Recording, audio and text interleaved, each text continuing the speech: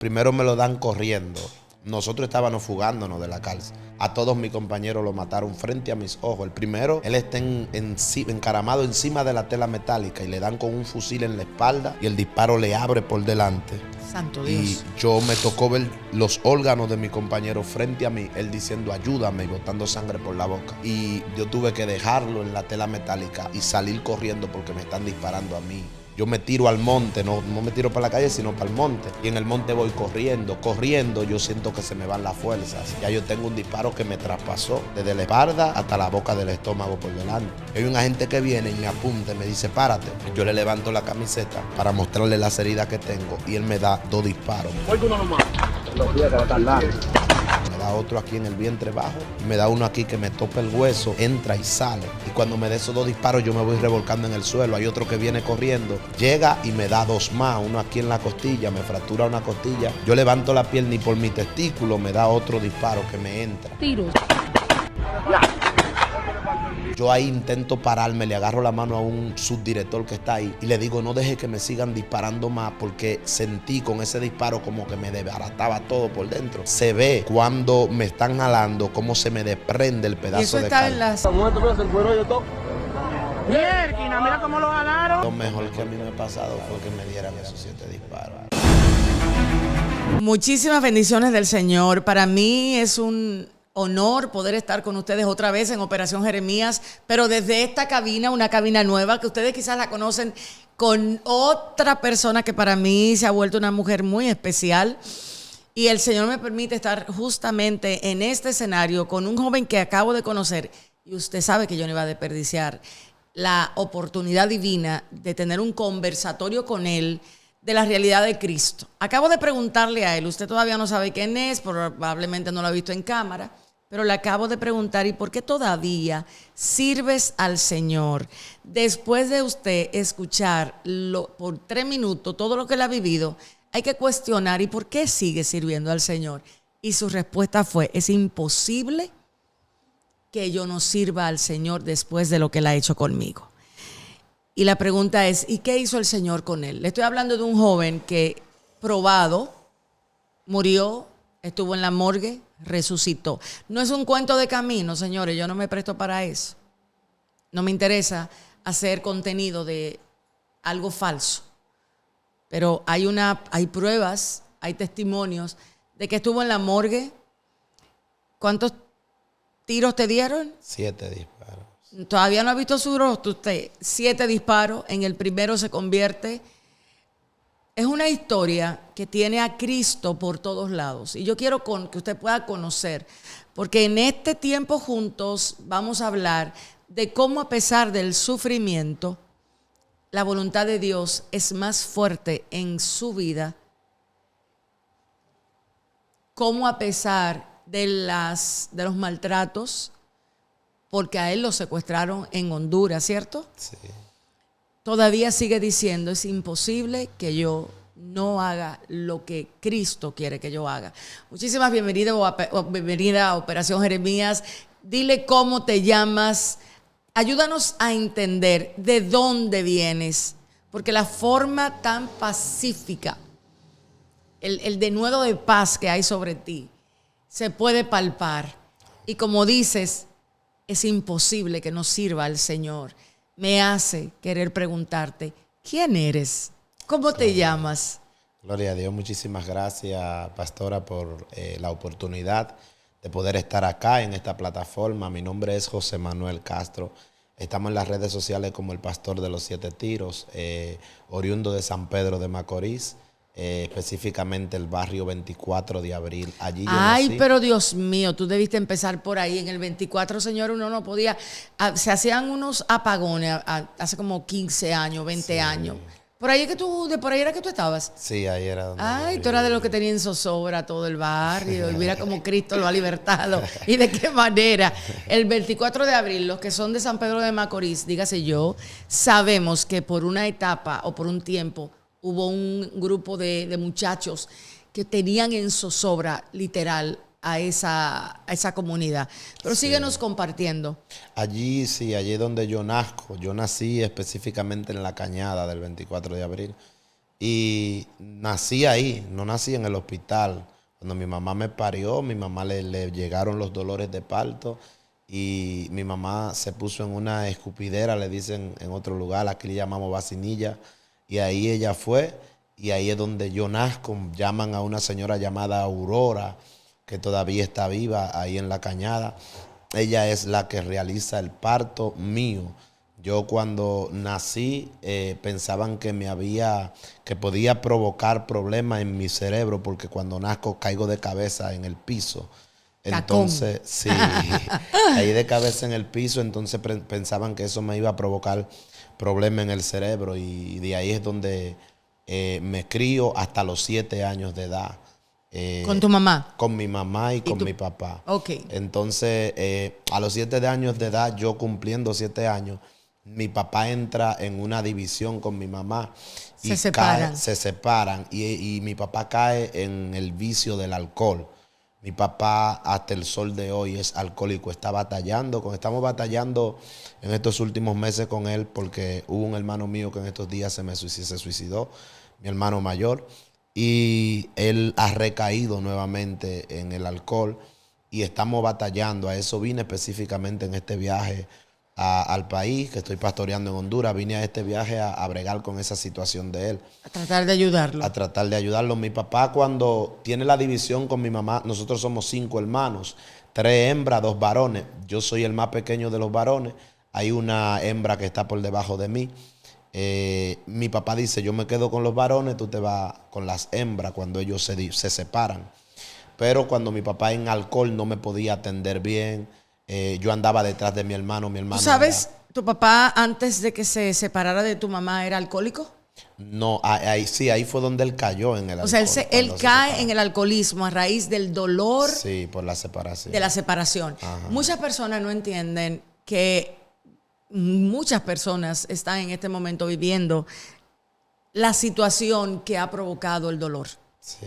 Y a veces somos rápidos en juzgar, a veces miramos al alcohólico, pero no nos preguntamos qué los llevó a eso. Provocó y eso me acuerda a Isaías cuando el Señor le dijo, la unción es para que pudra yugo. Amén. Y a veces no entendemos el poder que tiene esa escritura. Pudrir yugos de tristeza, yugos de aflicción. Sí. Y qué triste es que en vez de a veces predicar a Cristo y su libertad, lo que predicamos es a un Cristo que viene a esclavizar, que viene a decir no hagas, no esto, no aquello.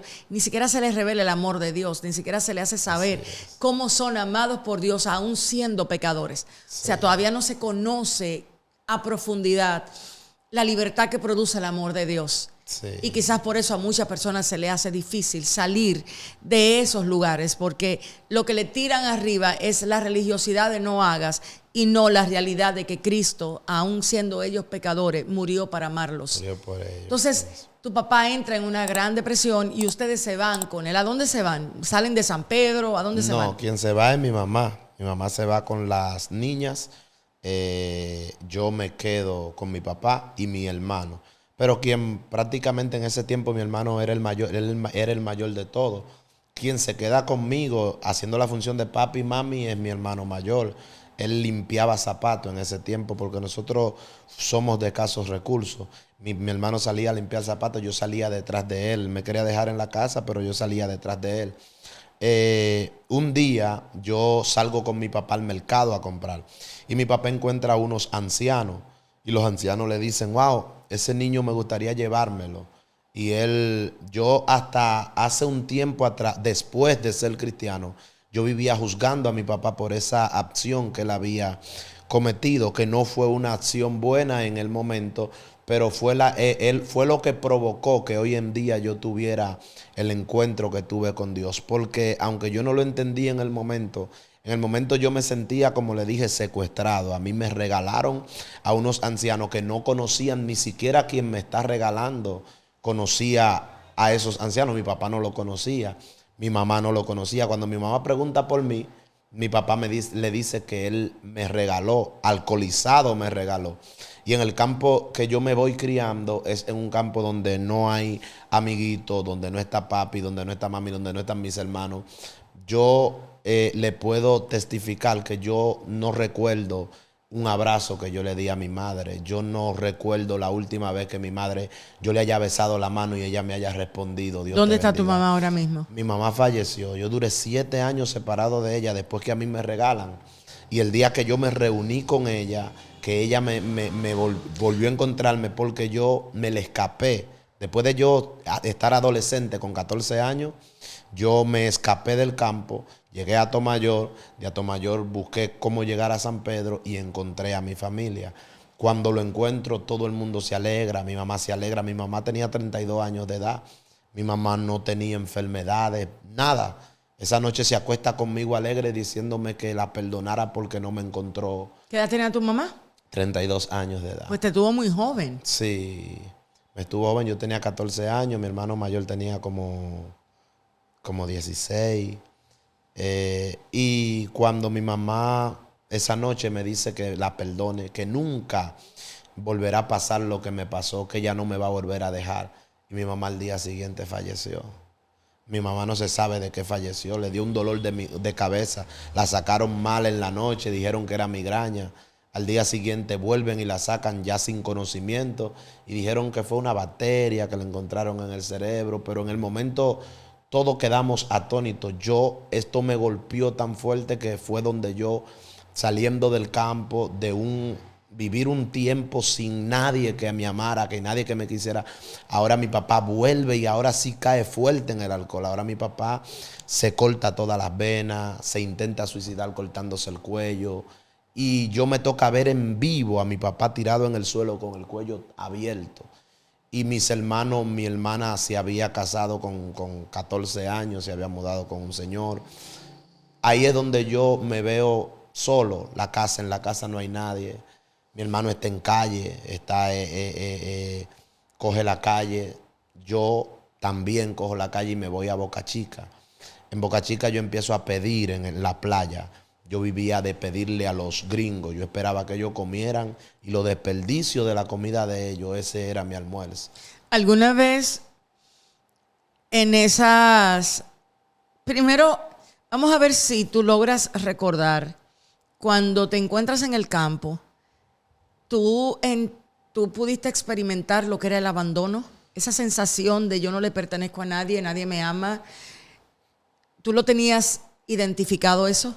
Fue cuando empecé bueno, yo he tenido un largo proceso con los psiquiatras porque... Qué bueno que dices eso. ¿Sabes sí. por qué? Porque muchas personas no están en este momento entendiendo que hay marcas que no le quitan la gloria a Cristo cuando usted va y con honestidad, con seriedad y con disciplina a buscar la ayuda aún a un clínico. La iglesia no está preparada para lidiar con las enfermedades mentales, sí, con las consecuencias de los traumas. ¿Y sabes por qué digo esto? Porque la mayoría de personas te ve que vienes al Señor y van a creer que ya todo está bien.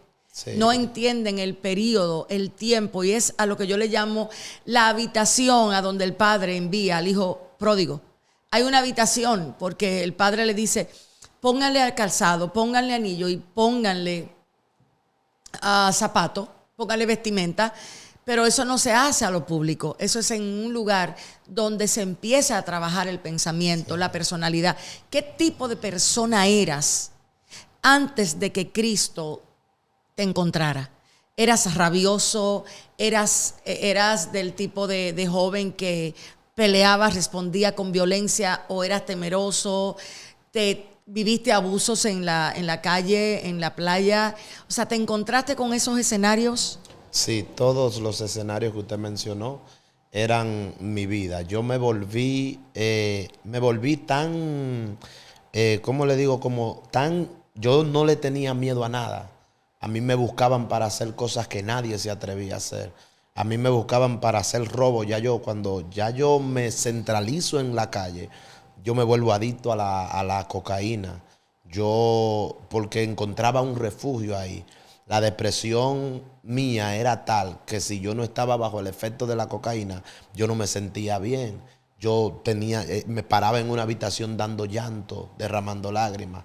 El tipo que la gente veía que salía a asaltar, que salía a robar, que salía a buscar problemas, era un cobarde cuando se encerraba en su habitación. Porque todas las heridas que la vida me había dado, yo me buscaba un refugio en el secreto. Y le puedo testificar que en el secreto yo sabía que estaba hablando con alguien. Porque yo me crié en el campo y a mí nada más me daban la oportunidad de ir a una escuela bíblica. Y yo todos los domingos iba a esa escuela bíblica. Yo fui destacado en la escuela bíblica desde pequeñito. La pregunta que ningún niño contestaba, yo la respondía. Wow. Y yo en la calle le oraba a ese Dios, le decía, sáqueme de aquí. Yo no puedo seguir en esto, ya yo no aguanto más. ¿Aún estando en la cocaína? Estando en la cocaína. Yo llegaba a consumir. ¿Cuáles eran los peores crímenes que tú hacías? O sea, se pueda decir, que se pueda decir. Sí, no, es que no, yo no... O sea, no fui un psicópata de hacer cosas... de matar personas. Sí, de matar personas, ni de violar a nadie, sino lo más fuerte eran atracos a mano armada, asaltar a personas, robo. Yo me especializaba en robar, entrar a lugares donde, como le decía, lugares que otros no se atrevían a entrar. Yo entraba porque yo tenía un lema en mi mundo de calle, y era que yo decía que si a mí me mataban, yo era más feliz que yo estando vivo. Eso que tú dices me hace a mí interrumpirte, porque hay muchas personas que están viviendo tantas situaciones internas que para ellos la esperanza es salir de este mundo. La muerte. Y las personas a veces no entienden la desesperación que vive alguien que se encuentra así, sí, que no puede gobernar sobre sus pensamientos, que sus pensamientos siempre son oscuros, que sus acciones son acciones de justamente, en el caso tuyo eran delictivas, pero en el caso de otros pueden ser de aislarse, de no relacionarse, sí, de no confiar en nadie, de estar esperando que les destruyan, que le hagan daño. Eso pasó bueno, yo, como le decía, yo soy... y bueno, lo digo, yo soy paciente todavía de un psiquiatra. Yo todavía tomo medicamentos para dormir, yo no duermo sin medicamentos. Y la recaída grande mía fue el día 15 de agosto, cuando mi hermano, por esa misma situación que atravesamos nosotros desde niños, tomó la decisión de quitarse la vida. Mi hermano se me ahorcó en este año que pasó. ¿24? ¿En el 24? Sí, 15 de agosto del 2024. Yo recaí nuevamente en la depresión porque yo le decía a mi hermano desde pequeñito, fue mi mamá, fue mi papá. O sea, mi hermano fue todo. El rellenó cuando mi mamá se fue. Cuando todavía mi papá me hablas dejó. De eso y se te salen las lágrimas. Sí, porque me despertó todo lo que yo he vivido, todo el sufrimiento que yo he vivido desde los 7 años de mi vida en adelante. Todo lo que yo he tenido es pérdida, sufrimiento, dolor. Y cuando a mi hermano yo, estando pastoreando, ya me siento capacitado de poder ayudarlo, me llamó una semana antes y me dijo que él estaba, que sin la cocaína no podía dormir, no podía vivir, que lo ayudara. Y yo le saqué el pasaporte, le compré pasajes de avión, y le dije, llego el lunes, y el viernes en la madrugada, mi hermano. 3 días antes se suicida. Se suicidó. ¿Cómo pudiste lidiar?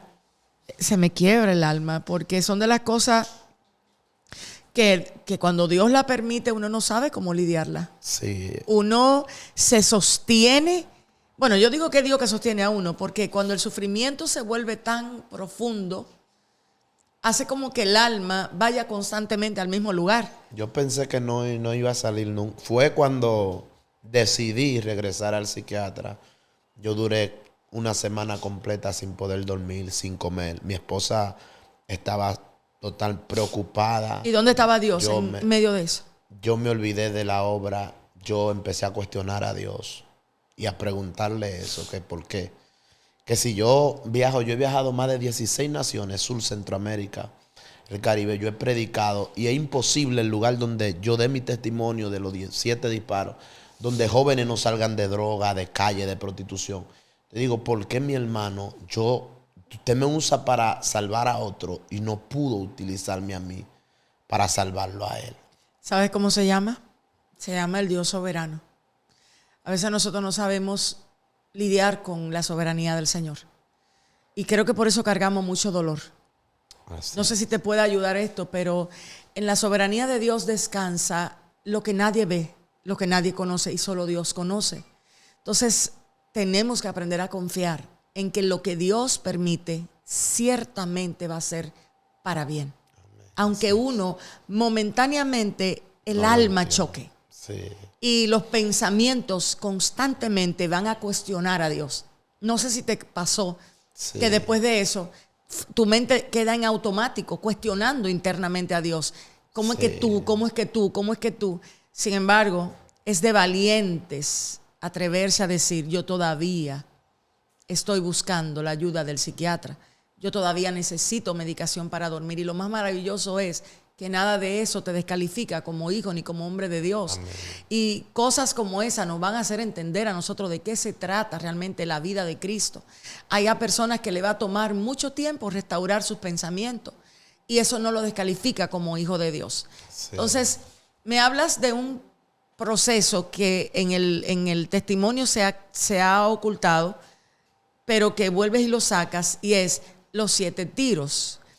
Sin embargo, dice que cuando tu hermano murió, ¿para ti eso fue más difícil que ese tiempo? Sí, fue para mí lo peor Que tú has tenido que que he vivir. tenido que vivir. Porque lidiar con los 7 disparos fue lidiar con un sentimiento físico.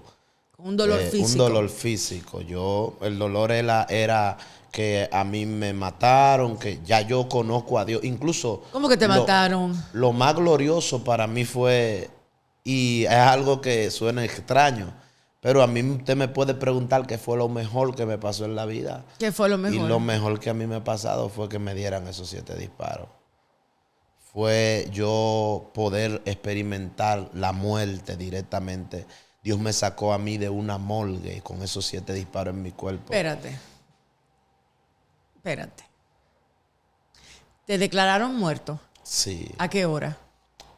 Yo duré 48 minutos específicos. A las 12:30 me Y declararon cuando del tú mediodía. sentiste el disparo, ¿no pasó algo? ¿No viste algo? ¿Una mano? Porque una vez yo recuerdo que en el parto de mi última hija, yo recuerdo que yo viví una situación bien interesante. Mi médico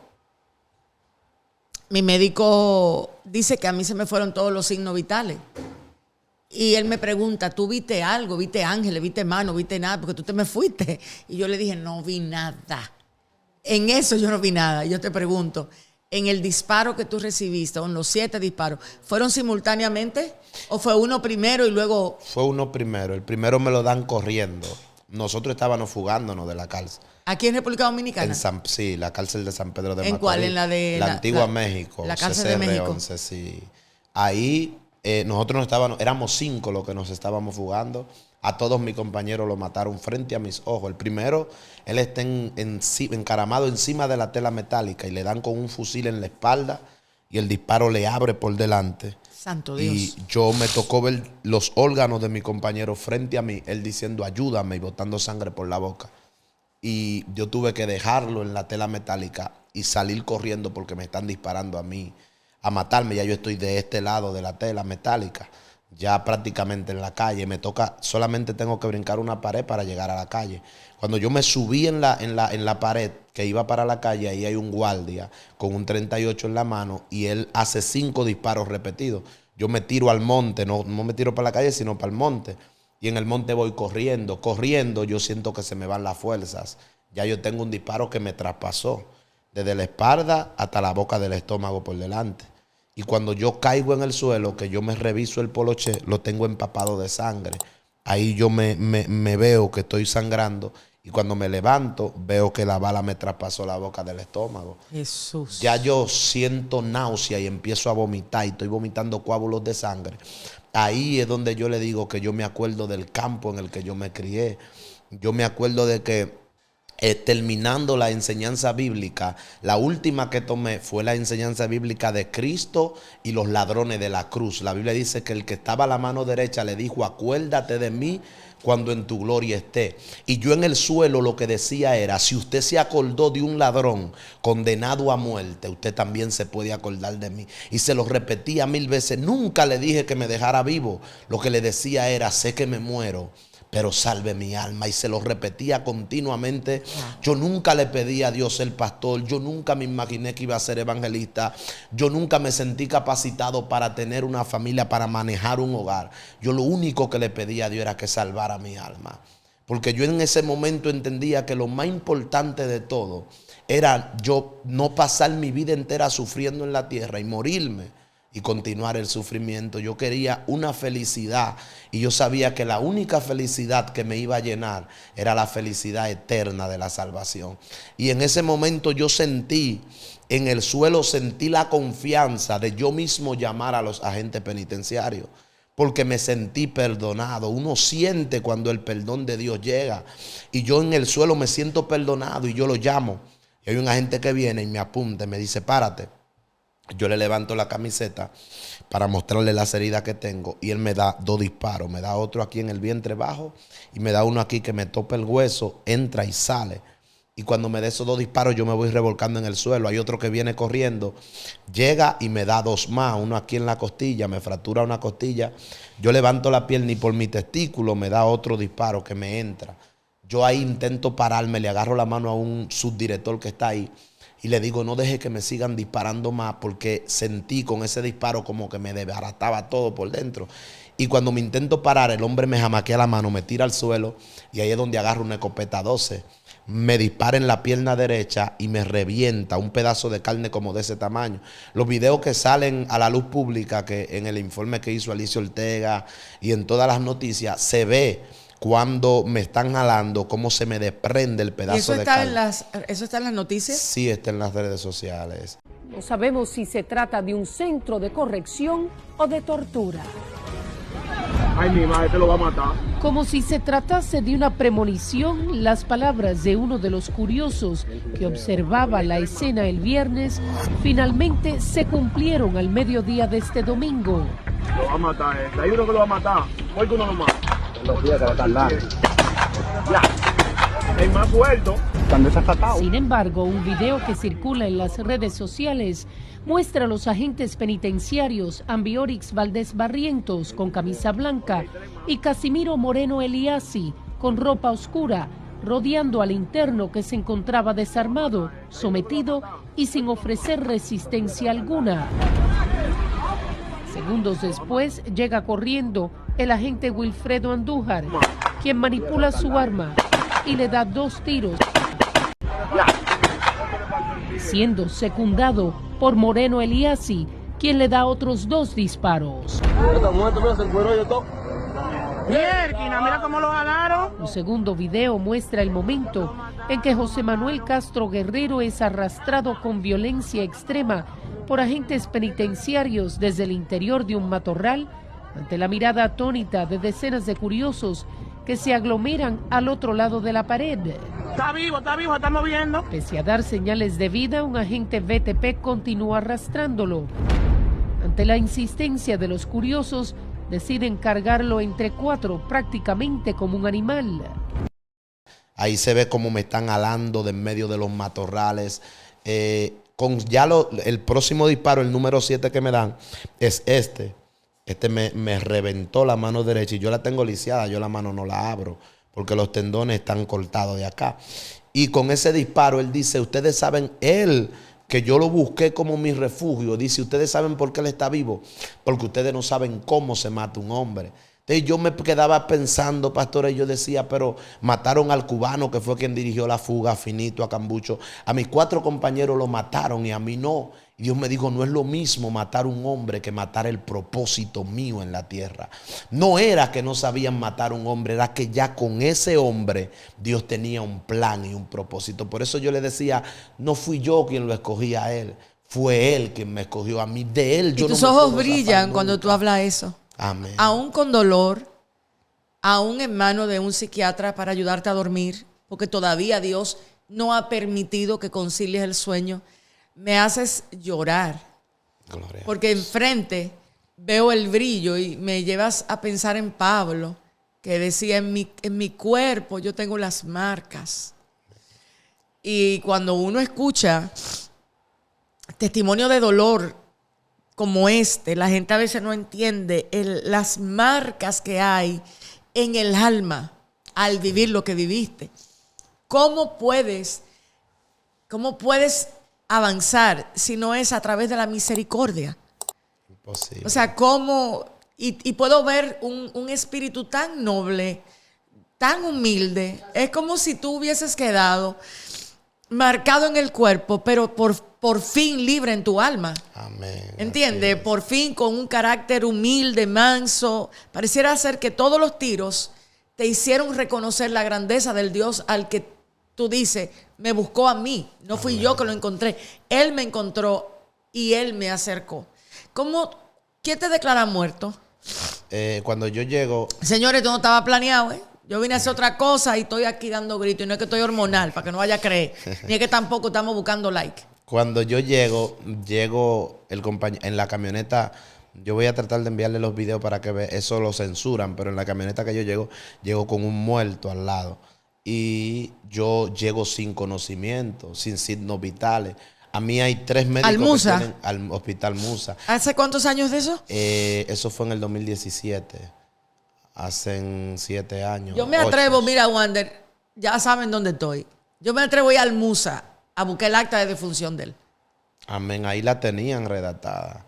El acta de defunción mía delante de mí es que viene la enfermera y me dice que cuál es mi nombre para ella eliminarla. Y ahí mismo ella frente a mis ojos la eliminó, la rompió. O sea, pero eso fue un minuto después de yo despertar. Pues yo despierto y no, como usted decía, tampoco vi nada. Yo duré 48 minutos confirmado que estaba muerto y yo no recuerdo ver nada. ¿Sabes que eso es integridad?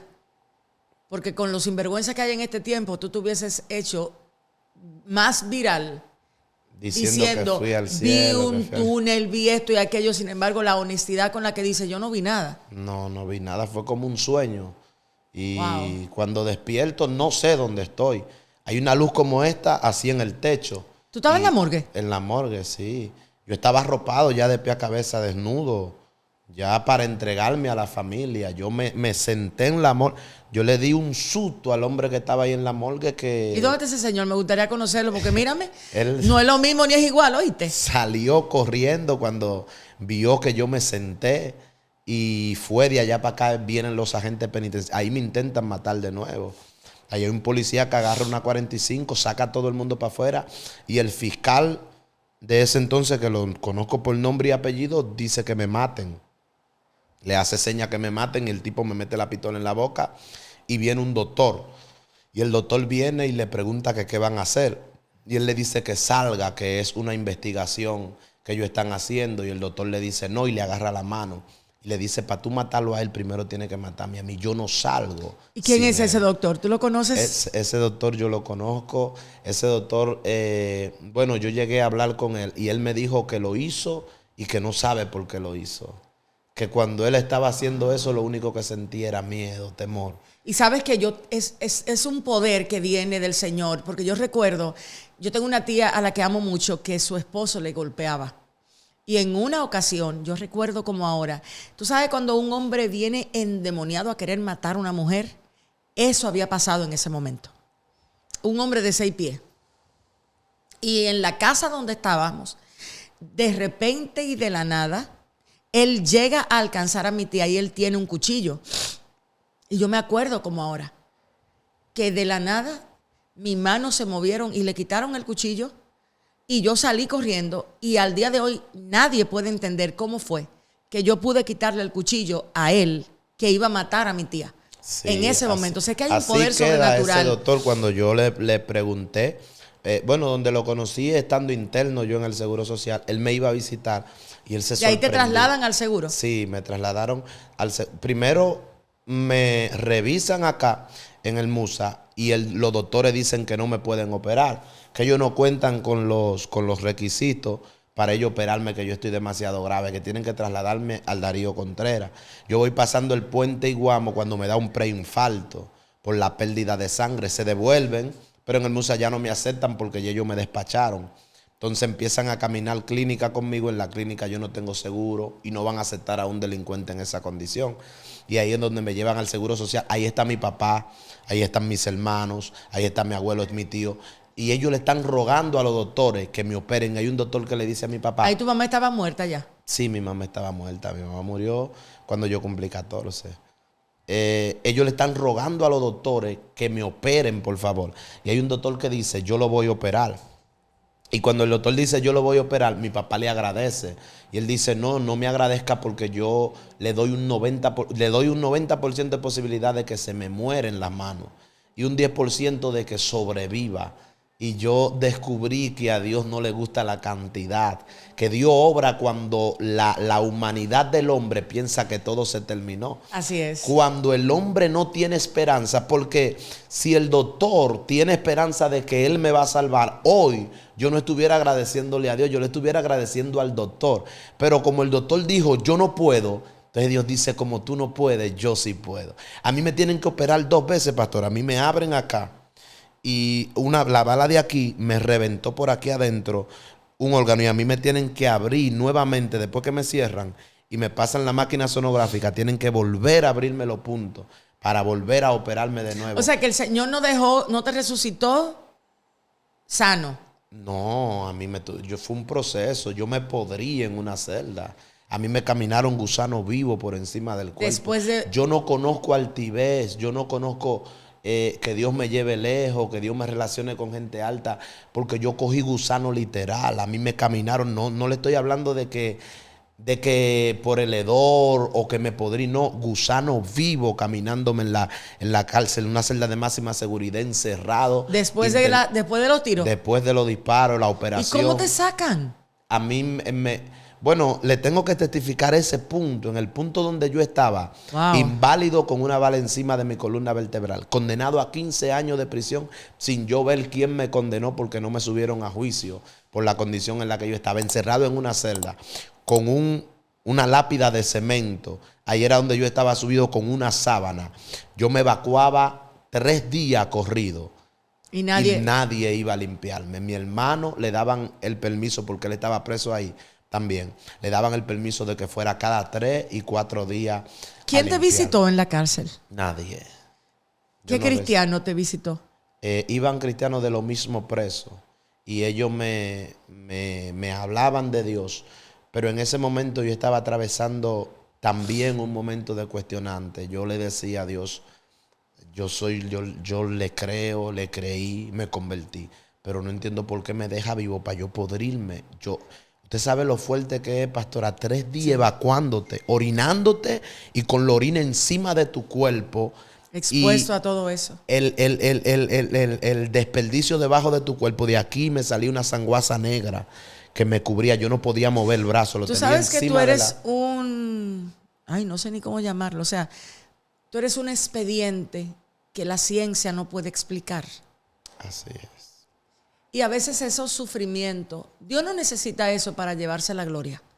Pero hay seres humanos tan duros de corazón que ni viendo lo que Dios ha hecho en ti, como Dios lo hizo, han de creer que Dios es real. ¿Sabes por qué? Porque verte o oír lo que tú tuviste que vivir es violentar la ciencia médica. Sí. La violentaste en todos los aspectos, comenzando que te dieron por muerto 43 minutos. Eso quiere decir que tu cerebro dejó de funcionar, que tus órganos dejaron de funcionar, que tus pulmones no respiraron más. O sea, tú estabas muerto. Literal. Sin embargo, el Señor en gracia y favor te saca, pero no te saca para un estado de alegría, de gozo. No, Él te saca, pero sigue el proceso de dolor.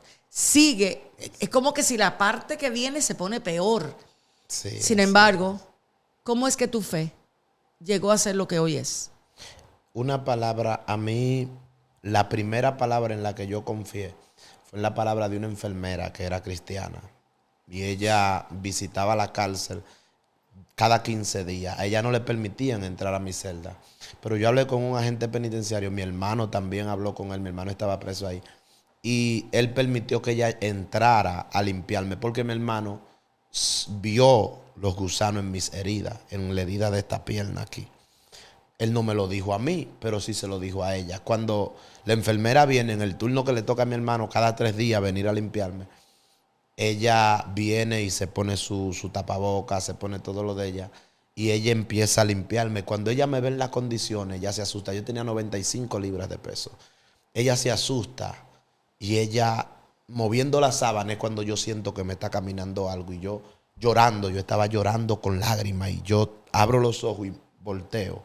Y cuando me miro que yo veo eso vivo, ahí yo la agarré por la mano y yo le dije, téngame compasión y tráigame algo para matarme. Yo me quiero morir, yo no quiero seguir en esto. Y ella así mismo lloraba, pero llorando me dio una palabra que me hizo cambiar todo.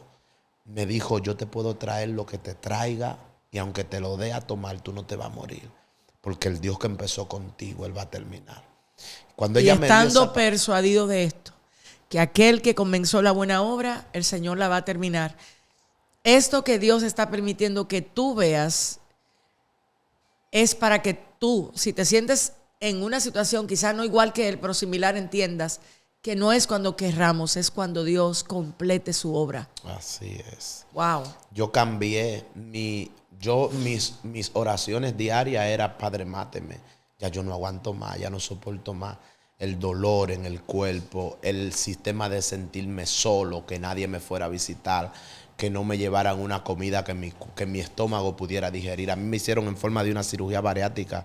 A mí el estómago se me partió. Una de las balas me partió el estómago. Y yo tuve que experimentar que me llevaran arroz, comida con sabor a cucaracha, agua de la llave. O sea, lo que me hacían era para matarme. El sistema penitenciario tenía un solo testigo ocular del abuso que ellos habían hecho y hay 5 agentes penitenciarios presos. ¿Ahora mismo hay 5 presos por lo que hicieron? No, ellos salieron porque yo inmediatamente Dios empieza a obrar de manera tan repentina en mí. A mí me llaman recursos humanos, derechos humanos, y empiezan a que yo vaya, que suba a los tribunales, y a mí mi pastora me sentó y me dijo, no, olvídate de todo. Lo que Dios hizo en ti, tiene primero que trabajar con el perdón. Y fue tan fuerte que los 2 agentes que me dispararon con 9 milímetros, esos fueron los primeros que yo me gané para Cristo. Esos fueron los primeros que se convirtieron conmigo. Repite eso. Los 2 y son amigos míos, oro por ellos, hablo con ellos, bromeo con ellos, he salido al malecón a beberme agua de coco con ellos. Y bueno, la boda mía, los 10,000 pesos me regaló uno de ellos para que yo me casara con quien es mi esposa. Yo andaba colectando con sobre. Tengan, échenme ahí. Y de la coleta yo recolecté 850 pesos. Y al día siguiente a mí me llamaron. Ahí fue donde yo empecé a tener contacto con ese señor. Él me llamó.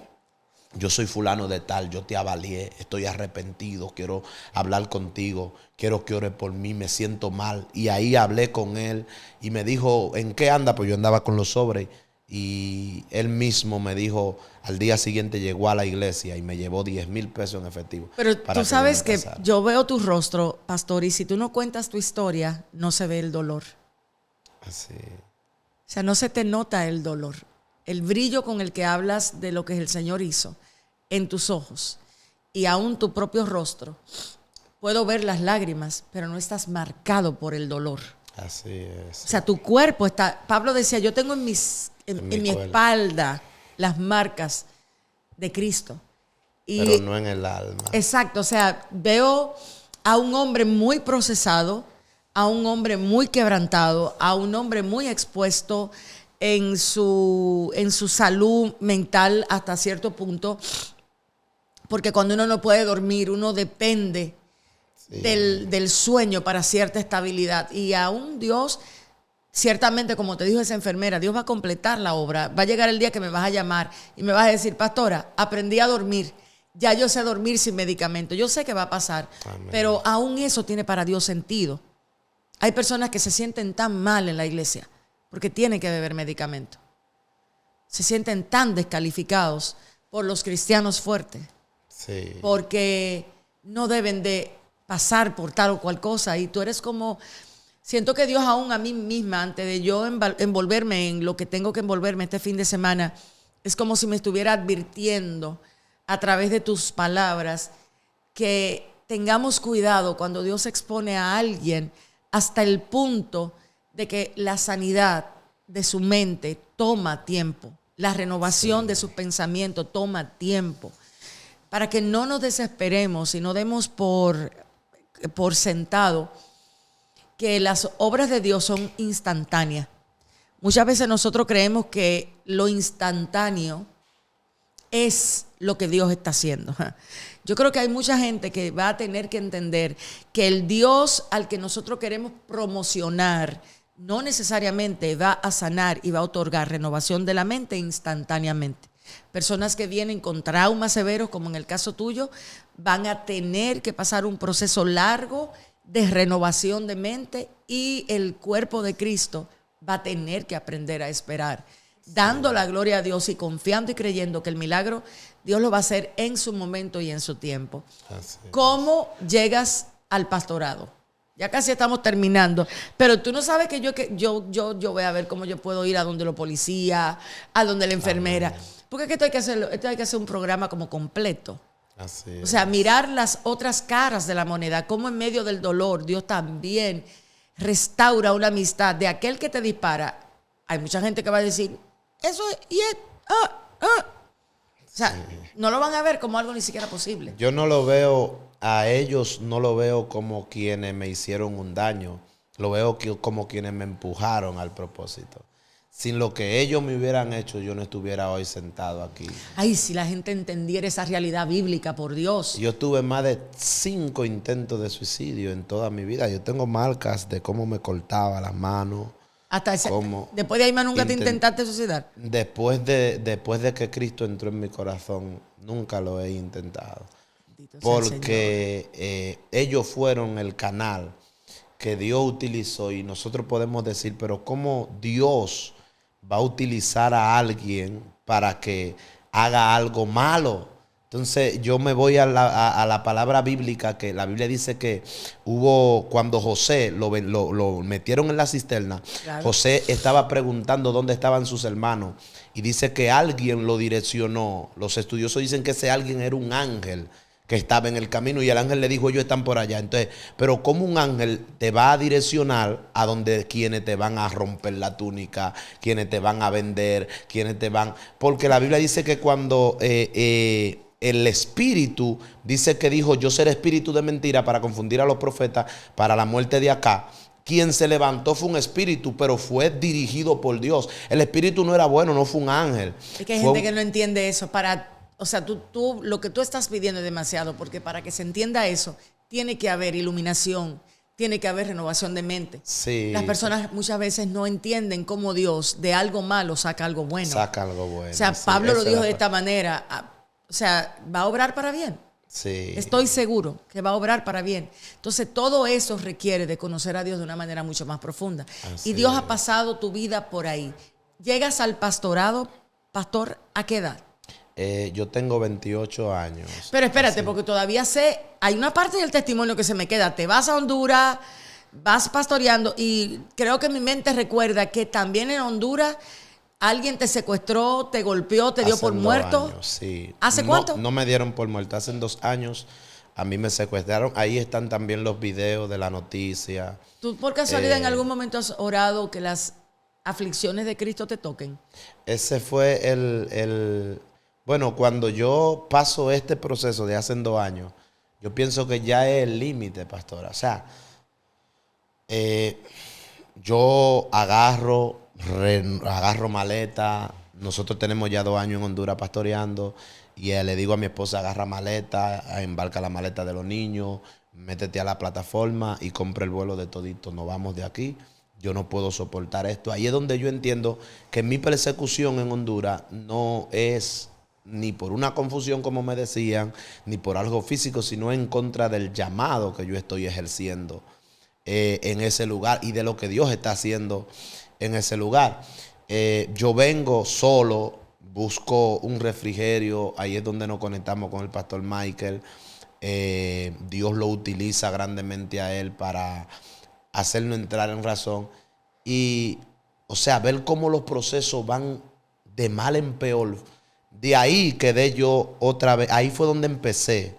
nuevamente a trastornárseme el sueño. Pero Hace yo no dos. quería ir al médico porque yo entendía que lo que los cristianos tradicionales dicen Claro. es que el que va al psicólogo Y el que va al está psiquiatra, endemoniado. exacto. Que eso no son Paren enfermedades. eso ya, Que eso no paren son eso. enfermedades, que esos son demonios. Era lo que me decían, que la depresión es una enfermedad, que es un demonio, que la ansiedad que es una no. enfermedad, es un demonio. Pero yo entonces me veo sirviéndole a Dios, predicando en todo el mundo, y cuando me tranco en mi habitación llorando, acordándome de cuando a mí me torturaban, cuando a mí me metían corriente sin yo hacer nada, cuando a mí me agarraban y me metían la cabeza en agua, la cabeza en una funda negra y me duraban minutos con mi cabeza ahí hasta que yo me asfixiara, sin yo hacer nada, por yo pastorear, por yo dirigir la obra. Y yo me trancaba y yo predicando en Venezuela, en Perú, Colombia, y yo me trancaba en mi habitación y era llorando, sin poder dormir. Y de ahí salía, me limpiaba la lágrima, me le reía a la gente, pero yo estoy pasando por un trauma y lo que me golpea, me le da, es cuando entonces pasa lo de mi hermano. Encima de yo no acabar de superar esto, llega lo de mi hermano. Yo ahí busqué ayuda. Y la paz que yo siento, yo la he sentido todo el tiempo. Porque por encima del dolor siempre he sentido esa paz. Por encima de la depresión siempre sentí esa paz. No podía dormir, pero no era que yo me volvía loco de que buscando el sueño. Yo me acostaba y yo sentía paz, tranquilidad. Pero sí había una enfermedad provocada por todos los traumas que esas enfermedades se alojan en el cerebro. Y el cerebro es un órgano como los pulmones, como el corazón. Vuelve y di eso, por favor. Vuelve y di eso para la comunidad que va a escuchar esto. Sí. Los traumas muchas veces afectan el cerebro. El cerebro es un órgano y el órgano se afecta. Sí. ¿Eso te lo explicó el psiquiatra? Sí, él mismo me lo explicó. La psiquiatra me dijo, tú tienes mucha suerte de no tener demencia, porque las personas con tanta... Cuando yo le explicaba, ella me decía, ¿y no ha terminado todavía? Y le explicaba el otro proceso, y de ahí le llego al secuestro. Y me dice, y entonces ahí es donde digo, no ha terminado todavía. Y le explico lo de mi hermano. Me dice, pero es que es demasiado. Nunca he visto personas con tantos problemas así, que Con no tantas hayan, situaciones difíciles. que no hayan llegado ya al límite. Y yo creo que no llegué al límite. Como dicen, no llegué a tomar una decisión ni me pasó por la mente abandonar, porque yo me siento que yo me debo a él. O sea, yo siento que yo no estoy aquí porque yo tengo que estar aquí. Yo estoy aquí porque él me dejó para cumplir una asignación. Y yo no me voy hasta que esa asignación no sea completada. Varón de dolores, experimentado en quebranto. Te voy a leer algo, que es mi escritura favorita. Yo con esa escritura muchas veces resuelvo muchas situaciones y dice así: ¿quién ha creído a nuestro anuncio y sobre quién se ha manifestado el brazo de Jehová? Subirá cual renuevo delante de él como raíz en tierra seca, y no hay parecer en él ni hermosura. Le veremos más en atractivo para que le deseemos. Despreciado y desechado entre los hombres, varón de dolores, experimentado en quebranto. Cuando alguien experimenta tanto quebranto y no es un amargado, no es un resentido, sus palabras todavía te infunden esperanza. Eso hay que pensarlo. Eso hay que pensarlo porque eso no es humano. Y el escucharte hablar de tu dolor me lleva a pensar en esto. Un hombre experimentado en quebranto. O sea, a ti nadie puede venirte a decir cómo duele el alma, porque tú lo sabes. Nadie te puede decir que ha vivido tal situación, porque por más que hayan vivido, lo que tú has vivido tiene tiene lo suficiente para saber que ha habido quebranto. Sin embargo, la Biblia dice que Jesús, por lo que experimentó, aprendió. ¿Qué te ha enseñado el dolor? El dolor me ha enseñado a ser fuerte y a que mi fortaleza no se debe a mí, se debe a que la Biblia dice que diga eres débil, fuerte soy. Yo me he aprendido a fortalecer en Jesús. He aprendido a que el dolor no puede hacerme a mí tomar una decisión desesperada porque yo tengo un guía que se llama Jesús de Nazaret. Entonces ese guía está ahí cuando esté el dolor, pero también está ahí cuando el dolor se va. Y muchas veces nosotros en medio del dolor nos olvidamos de que Él está ahí. Y Él nunca se ha ido, Él siempre ha estado ahí. Lo que pasa es que hay una anécdota que yo la he dicho mucho, y es que un profesor, cuando le toca explicar la clase, él siempre está ahí explicándola. Pero al momento de los exámenes, él se sienta. Él no se va, él está ahí, pero él está esperando que tú termines de llenar tu prueba para él evaluarte cómo tú estás. Entonces, no es que Dios se va en el proceso, Él está ahí, es lo único que está esperando. Mientras te oigo, viene a mi mente las Escrituras, el libro de Santiago. Cuando ustedes están en pruebas difíciles, sepan que su paciencia va a ser probada.